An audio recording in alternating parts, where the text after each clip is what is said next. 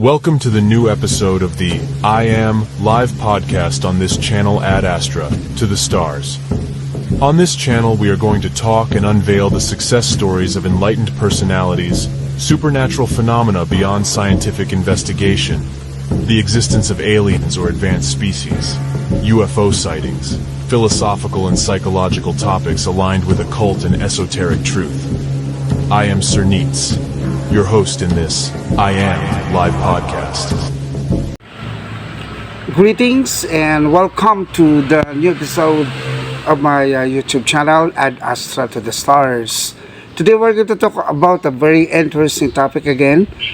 So ancient that we have been manipulated not to believe on this topic, and this has been considered as conspiracy theory whenever there are some testimonies about this. So the title of our new episode for today is The Presence of Aliens on Earth, a fact, not a conspiracy theory. For my introduction, the first cosmic inhabitants on Earth were the Lemurians, Agarthans, and Atlanteans. By intermarriage and DNA alterations, there were also hybrids from other star systems, namely Sirius, Lyra, Pleiades, Nibiru or Anunnaki, Draconians and Reptilians from the constellation of Orion, and many more. The pyramids of Egypt and other parts of the world were built to serve the advanced species or aliens on Earth. In my previous podcast on the pyramids, the megalithic structures on Earth were fuel and repair stations, spiritual hub for astral travel, hospital, and schools for both aliens and Earthlings. Thoth, the famous Egyptian mystic, built the pyramids of Egypt as stated in the Emerald Tablet as part of the mega city of Atlantis. Now, prior to the coming of the Lyrans on Earth, or Gaia, there was a tremendous war between the Draconians or the Reptilians against the Lyrans. As peace-loving race or species, the Lyrans fled to the different star systems such as Sirius, Vega, Pleiades, particularly Taygeta, for refuge against the attack of the hunters, Reptilians and Draconians. The Lyrans stayed for so long in Taygeta and had intermarriage with them for protection and self-preservation. The Taygetans were Lyrans in their ancient bloodline. That is why the Taygetans supported Lyran's descent or race on Earth. To avoid the destruction of the Reptilians, some of the factions of the Lyrans went as far as Earth in order to preserve their species and lineage. The Lyrans preserved their lineage through intermarriage with the Earthlings.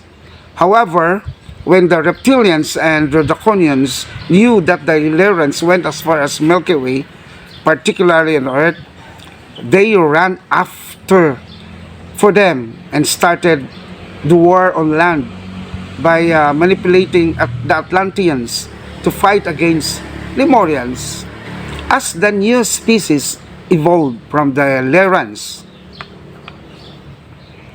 Now, in gratitude with the Lyrans, the Taygetans fought so hard on space against the conquest and the extinction plan of the Reptilians using sophisticated nuclear weapons.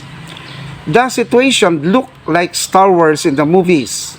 Spacecrafts were hovering planet Earth and Milky Way in general, The Taygetans are stationed in the planet called Tiamat, just near and adjacent to planets Earth and Mars.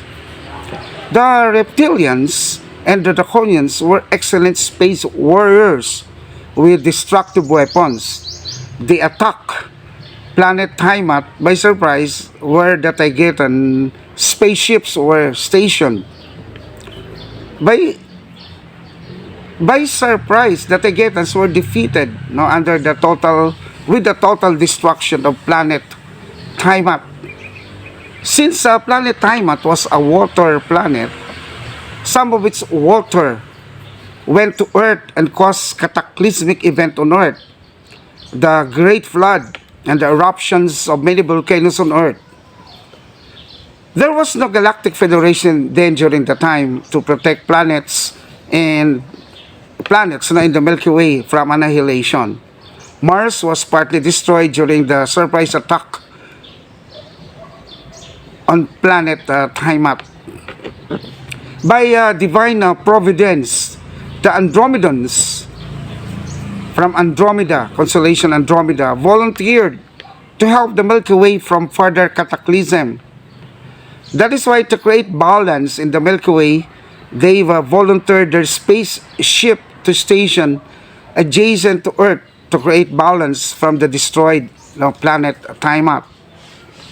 Until now, that big ball of spaceship is orbiting around the Earth as our moon to preserve balance in the Milky Way. Our moon is not organic or planet. It is the ship stationed by the Andromedans to help and create balance on Earth. With the Great Flood, megalithic structures or the pyramids were destroyed, including the great city of Atlantis. Plato, the Greek philosopher, mentioned the city of Atlantis in his book, The Republic, just to prove to you, my audience, the existence of Atlantis. Just after the flood, many Lyran descents called Lemurians survived. The Lemurians and the Agarthans, the other faction of Lemurian, went into inner Earth and built their sanctuary. Then later, the Anunnaki, Elohim Watchers, also came and dominate the planet Earth by altering Earthlings' DNA from 5D to 3D to become their minions or workers to mine for gold or to preserve life on their planet Nibiru. With the trauma of the Great Flood, the Anunnaki and the hybrid reptilians were in cahoots to continue their manipulation on Earthlings.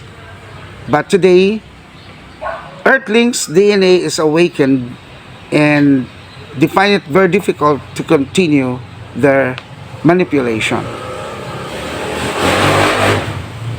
For thousands of years, the people on Earth were manipulated not to believe in the presence of aliens on Earth.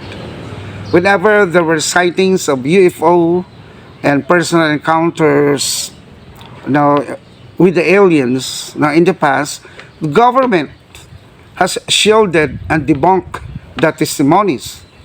But today, in the age of Aquarius, we are free to display our thoughts and experiences with aliens and advanced species without fear and restraint. That is why the famous crash landing of aliens called Grace in Roswell, Mexico, was considered conspiracy theory in the past.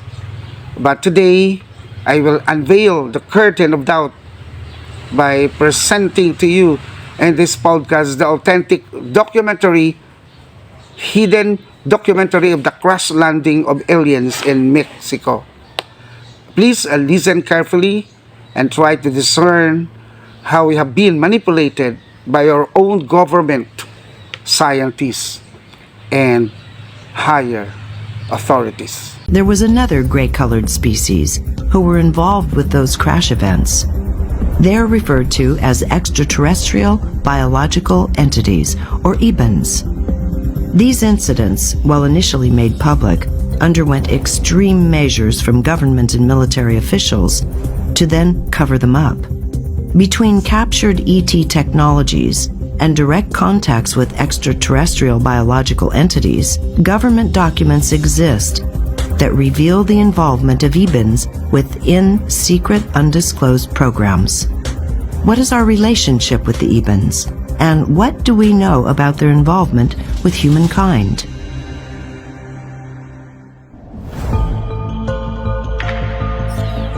In 1947, there was a crash in New Mexico near Roswell. Involved two ET crafts. One crashed near Corona, New Mexico. A debris field was south of that, closer to Roswell. The second craft crashed in Horse Mesa, way out west of Magdalena, New Mexico, in the mountains, very remote area. Wasn't found until 1949. The 1947 crash was found by a rancher and an archaeological team. The archaeological team found the actual craft with one live ET, which we later called EBA-1, and the other, the dead ETs. The debris field south of there was found by another man, and that debris field was considered the antenna section of the EBIN craft. The craft was transported eventually onto Wright-Patterson Air Force Base and onto Area 51. The ET was transported to Kirtland Field in Albuquerque, New Mexico, and then later to Los Alamos, because Los Alamos was the only place that had a very secure facility that they could house something like an EBIN, an extraterrestrial. I know about this because I was actually briefed in an official briefing in 1979 at Kirtland Air Force Base. I read it, I saw the film, I was briefed by an Air Force colonel. We were briefed in a special access program. So I know what I'm saying is factual. And I follow that up by saying that I had other contacts who have been involved in that incident and can verify the same biological entities were in both. So we know that there was the same ET race. Is it possible that the EBINs had been visiting Earth prior to that? Sure, absolutely. I'm only telling you what I know and what I had access to.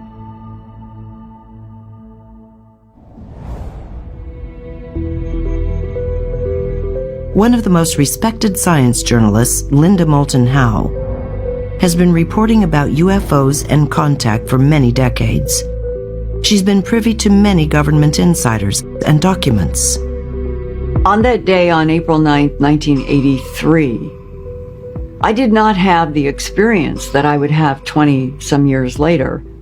And those words, extraterrestrial biological entity, would end up in one of the most important leaked documents of all time, called the SOM 101 Training Manual.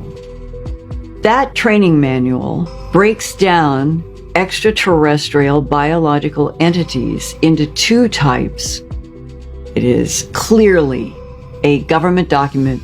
It was printed in 1954 on a government printing press at Kirtland Air Force Base. That was tracked down by Bob Wood, who was an aerospace engineer, confirming the SOM 101 is a legitimate document.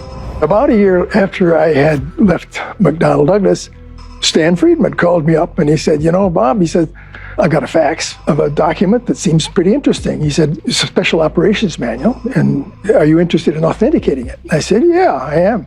So I went to Washington, where Don Berliner had the special operations manual, and made high-quality photographs of it, and then replicated it. And it turned out that I wound up being pretty convinced that it was authentic, because I talked to a guy who was in the public printing office, and he looked at it and he said, "Well, based on the content, I'd say it's a hoax." Because the title, is Extraterrestrial Entities and Technology Recovery and Disposal. Basically, it was a summary of how we'd had a secret program, Majestic 12, to recover the craft, what to do with how to keep the public in the dark, and where to send the bodies and stuff like that. So I was in harmony with the content of the document. Figured this is exactly what you would want to do if you wanted to keep the public in the dark.